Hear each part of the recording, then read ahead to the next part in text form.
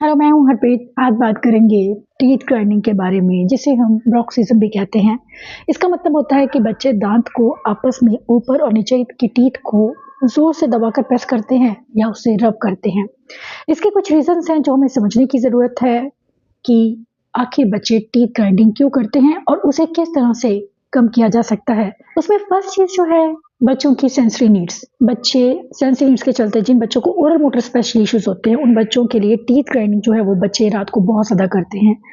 Teeth grind करने से उनको स्टिमुलेशन मिलता है, सेंसरी स्टिमुलेशन मिलता है उनके माउथ को, जो उनके शरीर को शांत रखने में, उनके दिमाग को शांत रखने में हेल्प करता है। सेकंड है ओवर स्टिमुलेशन होना, ज़्यादा सेंसरी इनपुट मिलना, बहुत ज़्यादा जिसे बच्चा हैंडल नहीं कर पा रहा है, या फिर बच्चे को बहुत ज़्यादा एंग्जाइटी होना। थर्ड इज कम्युनिकेशन की डिफिकल्टीज होना, क्योंकि बच्चे अपनी हेल्थ इश्यूज को बता नहीं पाते हैं, जैसे कि ईयर इन्फेक्शन होना या टूथ में पेन होना या फिर हेड में पेन होना। तो ये चीज़ें बच्चे नहीं बता पाते हैं, तो उस वजह से भी बच्चे कई बार टीथ ग्राइंडिंग करते हैं।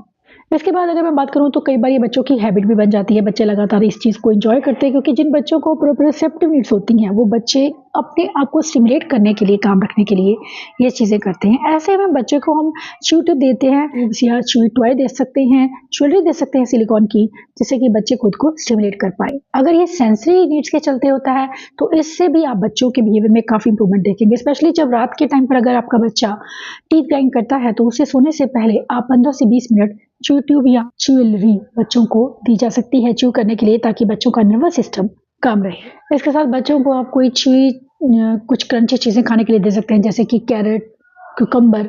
ये चीज़ें भी बच्चों के ब्रेन को, उनके नर्वस सिस्टम को शांत रखती हैं और उनकी ओरल नीड्स को पूरा करती हैं। इसके साथ ही आप डीप प्रेशर के साथ में बच्चे के माउथ एरिया को मसाज दे सकते हैं या उसकी बॉडी को मसाज दीजिए। इस बच्चों को वो प्रेशर मिलता है जो बच्चे अक्सर टीथ ग्राइंडिंग के थ्रू लेने की कोशिश करते हैं। रात को सोने से पहले बच्चे को कामिंग एक्टिविटीज करवाना भी बच्चों में टीथ ग्राइंडिंग को कम करता है। बच्चे के पेन की इश्यूज को समझना, क्योंकि मेडिकल इश्यूज के चलते भी बच्चे ऐसा करते हैं, तो कहीं बच्चे को दांत में प्रॉब्लम तो नहीं है, उसको आप विजुअल्स प्रोवाइड कर सकते हैं पूछने के लिए, या फिर आप डेंटिस्ट से कंसल्ट कर सकते हैं।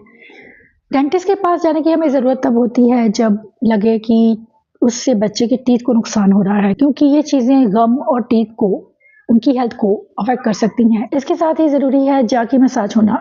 जा को सही से मसाज करना, सही टेक्निक से मसाज करना भी बच्चों में टीथ ग्राइंडिंग को कम करता है।